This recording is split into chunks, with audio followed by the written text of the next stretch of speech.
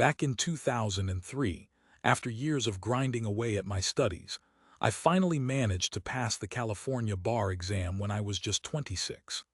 The test was brutal, a months-long ordeal filled with stress, creeping self-doubt, and endless all-nighters, which often felt more like a test of my stamina and willpower than my actual legal knowledge. I barely had a social life during that time, spending countless nights flipping through case law, statutes, and practice questions, giving it my all, knowing that if I succeeded, it was a moment I'd never forget. And when the news came that I had passed, it was pure, unfiltered joy. That whole day felt like one giant celebration. I still remember it like it was yesterday. I still had to go through the process of applying to the California Bar Association, but compared to passing the exam, that was a cakewalk. After all, I had earned it with all the effort I'd poured into those months. I figured I deserved a break, so I threw a few celebrations with my family and friends. We drank a lot of fancy champagne at some fancy restaurants, and I finally caught up on about 9 months' worth of sleep deprivation. Honestly, it felt like one of the highest moments of my life. But that feeling was short-lived because, not long after, I was hit with a day that took me to the lowest point I've ever known. Just a little over a week after passing the bar, I was supposed to meet my mom for lunch. We'd been a single-parent household ever since my dad died when I was a teenager, and my younger brother, who was still living at her place, was supposed to meet us too. Neither of them was the type to be late without good reason, so I started calling each of their phones. When calls went unanswered, a nagging feeling crept in that something was wrong. I remember apologizing to the waitress before leaving the restaurant, and just as I got to my car, my brother called me with the worst news I've ever gotten. My mom had suddenly collapsed. My brother told me he called 911, and before I knew it, an ambulance was there, rushing her into surgery. I was at the hospital a little while later, and I could hear the heartbreak in my brother's voice as he told me that Mom didn't make it. It turned out she had suffered a catastrophic brain aneurysm, one of the worst the doctors had ever seen. The only solace was that she died suddenly and didn't suffer long. That crushing news shattered us. My brother and I could barely hold ourselves together while our grandpa and a paternal aunt stepped in to organize Mom's funeral. One moment I was celebrating my success with champagne, and the next I was drowning my sorrow with cheap vodka, trying to keep from going insane. When I finally put the bottle down, I felt a harsh awakening, an existential crisis I couldn't ignore. I'd spent years chasing that bar, making it my identity, but once I had it, I realized I wasn't even sure I wanted it anymore. How could I celebrate when my mother was gone, and I felt so helpless to do anything about it? That was the hardest part, reconciling the triumph with the deep grief of losing someone I loved so much. Another thing that made everything even more difficult was how no one in my legal circle knew about my mom's passing. I was going through the darkest time of my life, but I kept getting congratulatory texts and emails from friends and mentors, even some asking to meet up and celebrate my achievement. I'd stayed in bed most days, barely able to get up, feeling ungrateful even saying it, but their praise felt hollow. I was in a dark, lonely place, yet I was aware enough to realize I needed to get away, to escape the city's unhealthy ways of grieving. I needed solitude, a quiet place to think and process everything on my own terms. So, after some soul-searching and a quick online search, I found what I thought was the perfect escape: one of America's national parks, out in the middle of nowhere. There are these old structures called fire towers scattered across the wilderness. Not all are towers, some are just single-story cabins strategically perched on high ground to survey the landscape. Their job is to watch for wildfires, lightning strikes, and other fire risks. Long hours are spent scanning the terrain with binoculars and maps, reporting smoke or flames to dispatchers, who then direct firefighters. From what I read, it's solitary work requiring focus and patience, with rough, Spartan living quarters. But I was drawn to it: the silence, the solitude, the sheer beauty of nature. I imagined myself in one of those remote towers, scanning the horizon with only a notebook and radio as my companions, seeking peace amid my grief. Getting the job, though, was no simple matter, especially in a place like Oregon. Thick forests and a history of wildfires positions are hard to come by. I had to do a lot of research to find openings, and after wading through closed listings, I found a summer gig in the Umatilla National Forest in northeastern Oregon. The application process was straightforward, but demanding. I had to send a tailored resume and cover letter showing I could handle the isolation and responsibility.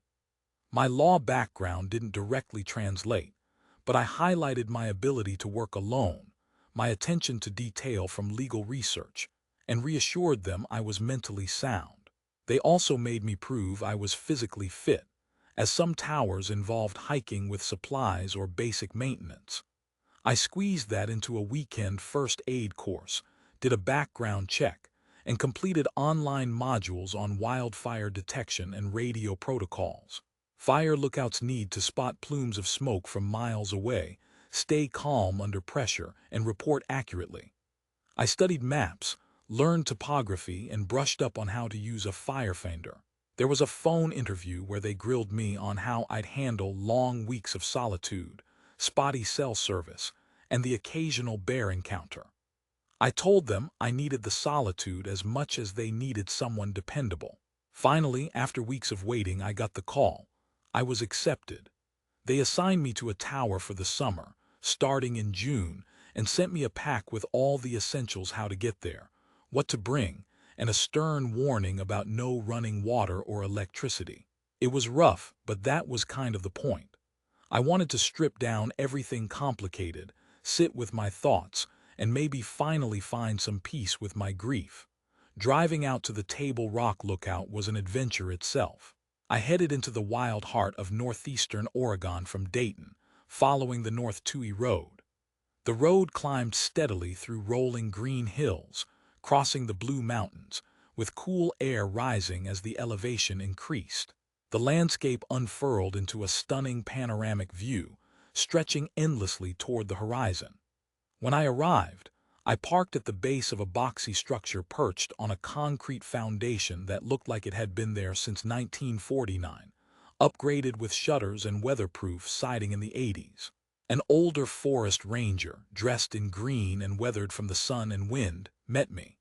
He gave me the rundown, walking me around the site and pointing out all the essentials: the modernized cabin with a chemical toilet, propane stove, radio for reporting, and most importantly, the Osborne firefinder. As we climbed into the tiny 14 by 14 living space with windows on all sides, he handed me the log and told me I'd probably get used to the quiet or go crazy. He shook my hand, handed me the keys, and that was it. The routine was simple. Mornings started with coffee brewed on the propane stove. Then I'd step outside onto the catwalk, binoculars in hand, scanning the landscape with a full 360-degree view. To the west, I'd see the Columbia Basin, south, the snow-capped Wallowa Mountains, and on clear days I could even see into Idaho toward the Seven Devils about 80 miles east. The days were peaceful. I maintained the equipment, logged weather data, and simply watched the forest. But as time went on, challenges emerged. The solitude, sunsets, and starry nights were beautiful, but loneliness started to weigh on me in earnest. Days stretched on with silence so deep it echoed within my mind, and I began feeling like I was losing grip. No water meant hauling jugs up from my car, and no electricity left me relying on a battery-powered lantern during some eerily spooky nights. The weather was unpredictable. Too, there were lightning storms with fierce lightning and thunder, sometimes threatening to spark wildfires just over the ridge. The monotony of scanning the same old vistas hour after hour also started to erode my focus. Still, there was a strange sense of peace in this simplicity, a connection to nature, a kind of meditation that kept me going. Then, one day, everything shifted. A moment I'll never forget. It was just past noon on a dry, hazy day. I was up there on the catwalk, binoculars pressed to my eyes, sweeping the forest below for smoke when I noticed something unusual in a clearing about 2 miles downhill. A lone figure was moving steadily through the trees. At first, I thought it might be a trick of the light, maybe a deer standing upright. You can look that up.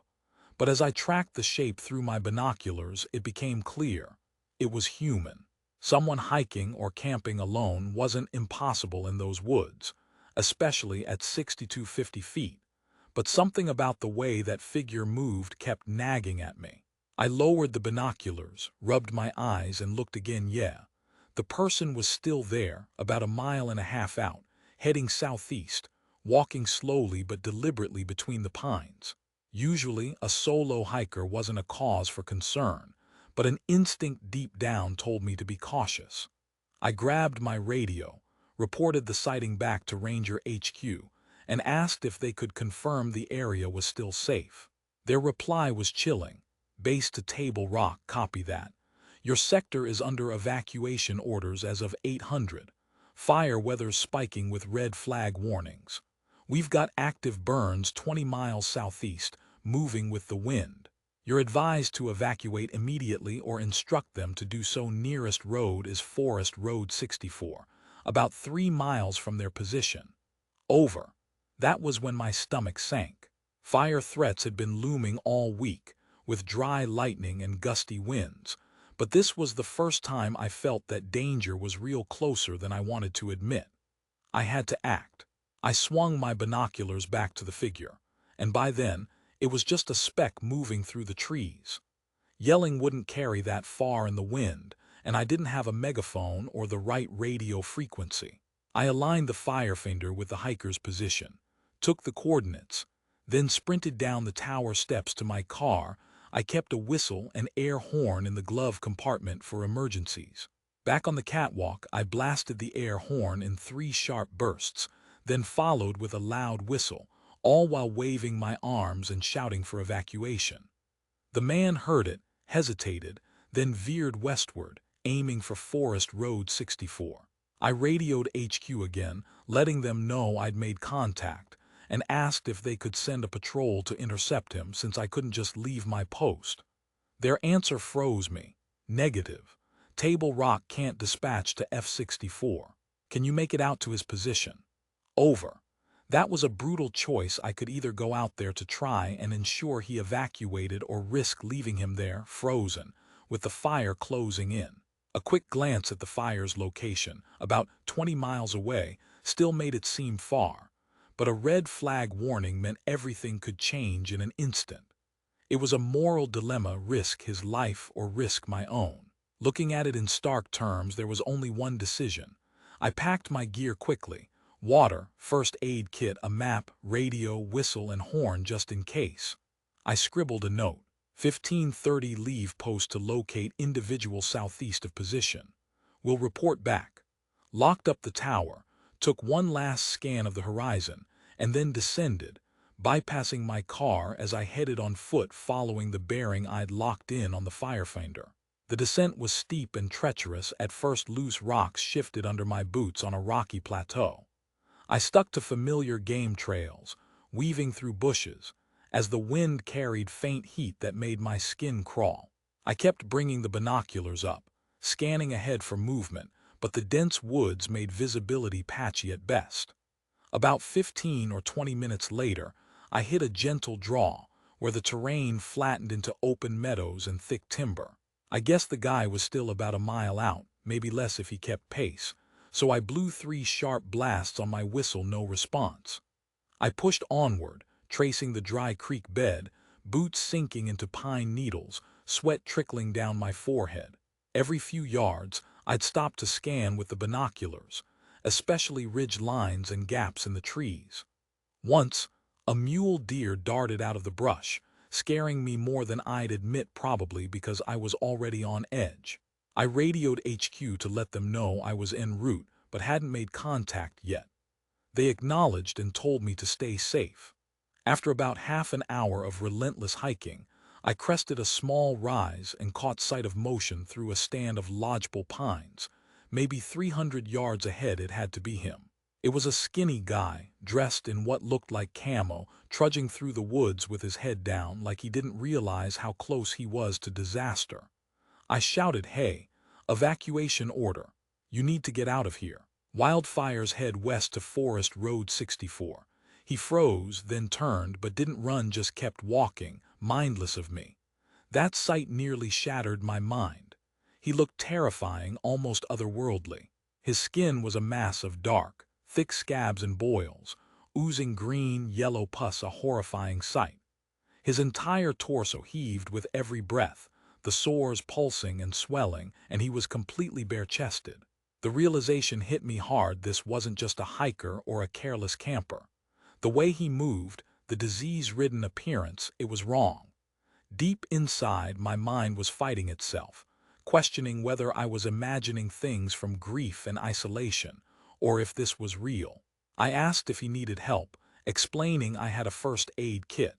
But what I remember most vividly is my own voice cracking in fear, overwhelmed, trembling, on the verge of losing it. The man didn't flinch. He simply stood there, head slightly cocked, as if listening, and then, in a cold, disturbing moment, he looked at me. His face, handsome but gaunt, with missing teeth, split into a smile that was anything but reassuring.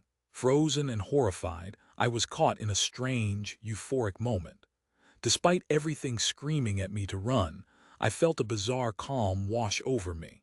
It was like I was watching myself from outside my body.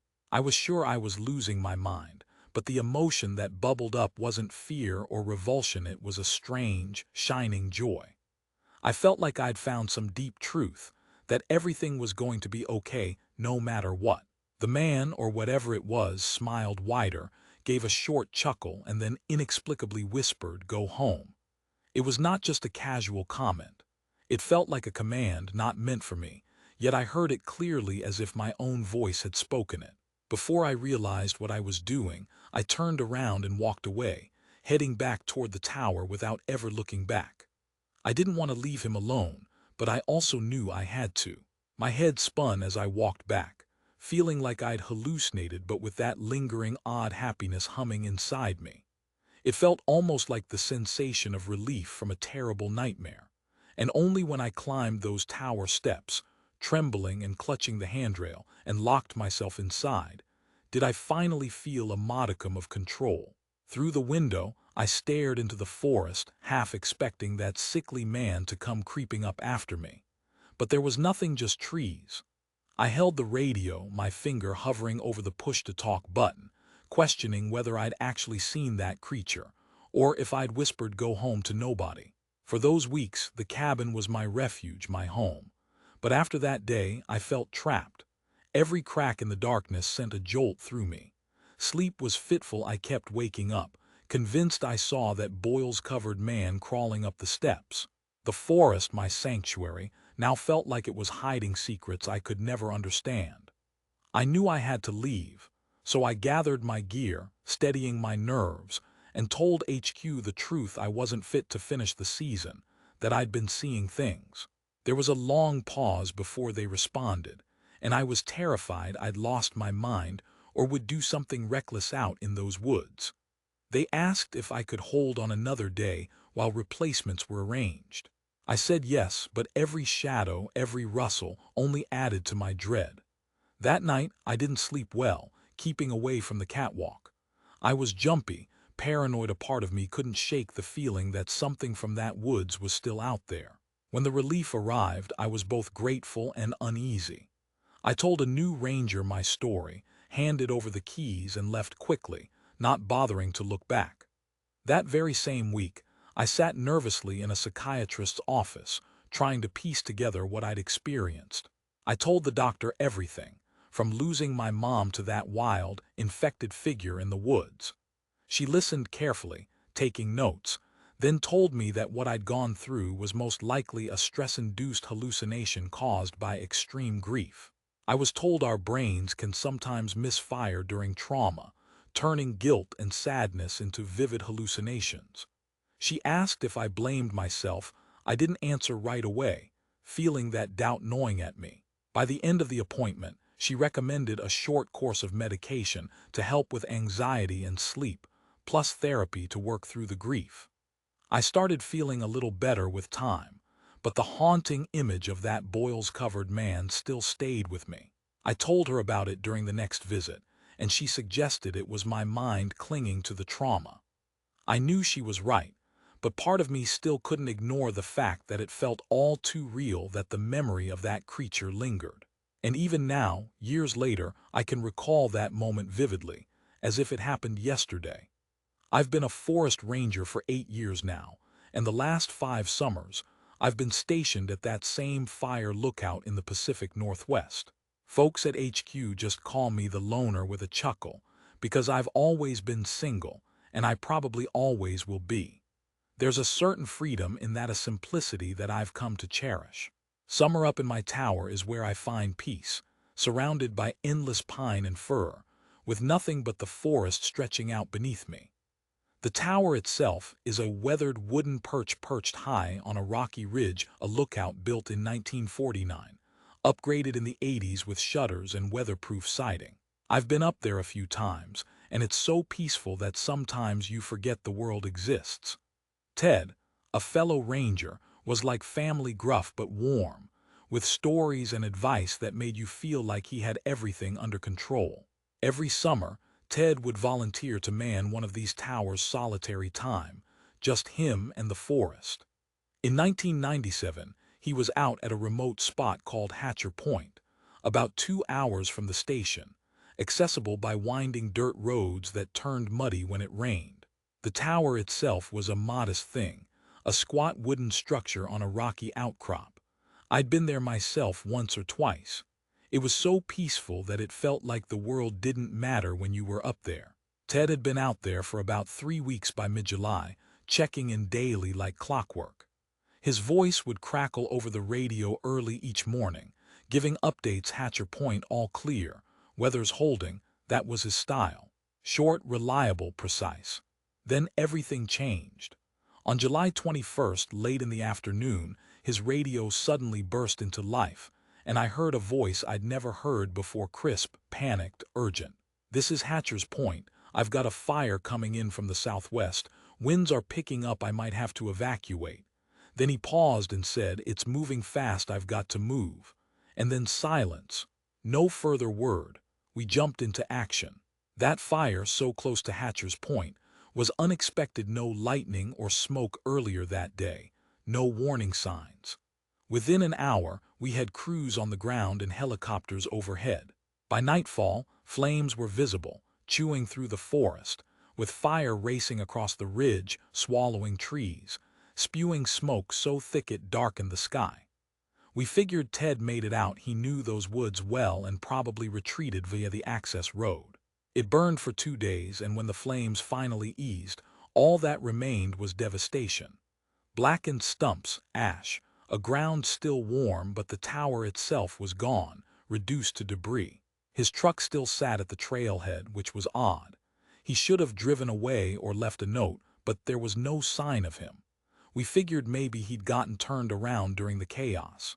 He was due back at the station hours after the call, but when a full day passed with no sign of him, the supervisor called for a search.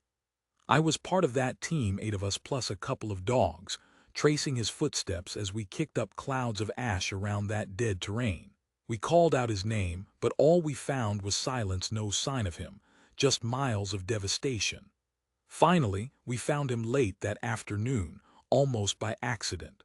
One of the dogs barked madly, pulling its handler toward a narrow ravine about a mile from where the tower once stood. I was close enough to hear the searcher shout, and I took off running, heart pounding, desperately praying he was still alive. And he was lying at the bottom among rocks and fallen logs, barely conscious. Both legs were bent at strange angles, and his face was smeared with soot. His eyes darted wildly like he was still scanning for danger, but he didn't recognize us at first. When we got a stretcher to him, he started vomiting black, thick spurts that splattered the ground like thick motor oil. The smell was horrid, burned meat mixed with chemicals, and I had to turn away. We radioed for medics, and by the time the helicopter arrived, Ted was slipping in and out of consciousness. They took him to the hospital, and I didn't see him again until a few days later when the head ranger asked me to speak with him. Ted was in ICU, propped up in bed, looking way older than he should. His legs were in casts. His skin was grayish, almost lifeless. The ranger sat down beside him, and after some small talk, he asked what had happened. Ted's voice was weak and trembling, but he didn't hesitate. The words that followed are roughly what he told. "I saw something out there," he said softly, staring at the ceiling. "After the fire passed, I went back to check the tower. The ground was still smoking, and then I saw it. Big, thin, looked like a starving, diseased bear. Its skin was black and burned, hanging in strips. It was eating the ash, scooping it up with its paws, shoving it into its mouth." His eyes widened as he described the creature, and he said it looked like it was made of burned, broken flesh, moving on claws that barely held it upright. He said he couldn't move, just froze watching it. Then it turned and looked at him. No eyes, just dark holes. But he felt it see him, and he ran. Didn't think, didn't look back. Just ran, stumbling over rocks, feeling like parts of his legs had been torn away. He said he remembered falling and then blacking out. When he woke in the hospital, the doctors found strange chunks of burnt bark and ash in his stomach, like he'd been eating the fire itself. He couldn't explain it, and he shook his head when asked. Weeks later, he announced he was retiring after 30 years in the service.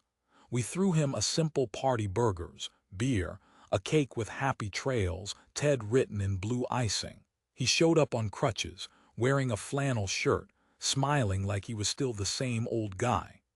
But I noticed he kept staring at the woods beyond the parking lot. His smile never quite reached his eyes, and his grip on those crutches was so tight, the knuckles went white. A few months later, I ran into him at the grocery store. He looked thinner, more weathered. His beard was gray, and he moved slowly, like every step caused pain. I asked if he was okay, and he said fine, but his voice was flat, and he wouldn't look at me. He moved out to a cabin about an hour from the forest boundary, kept to himself, still fished, but never visited the station again. The last time I saw him was in '99. His face was gaunt. His beard was white. He moved like every step hurt. We exchanged a quick few words. He asked about the crew, mentioned catching a big trout. But then, when I casually asked about Hatcher's Point, his jaw clenched and he looked past me, toward the mountains. Suddenly, he whispered, "Don't go up there," and then hobbled off down the aisle. I never found out what he really saw. Maybe fire, smoke, the pain messing with his head, or maybe he ate the ash out of some delirium. The doctors never had a clear answer for that part. But I knew him well enough to believe he wasn't lying. I've always felt that whatever lured him out there, whatever that creature was, it didn't leave him. It followed him, stayed with him even after he left the woods. Hey, friends, thanks for listening. If you liked this story, click that notification bell so you don't miss any future narrations. We upload new videos every Monday and Thursday at 9 p.m. EST, plus a fun live stream every Sunday and Wednesday night. Got your own story? Send it over to my email, letsreadsubmissions@gmail.com. Maybe you'll hear it featured next. Want to support me more? Check out early access and bonus content on Patreon, or hit that join button for channel perks. And don't forget to check out the Let's Read podcast for all these stories compiled for your ears. Thanks again, and remember, all of this was, in a way, an intense therapy session.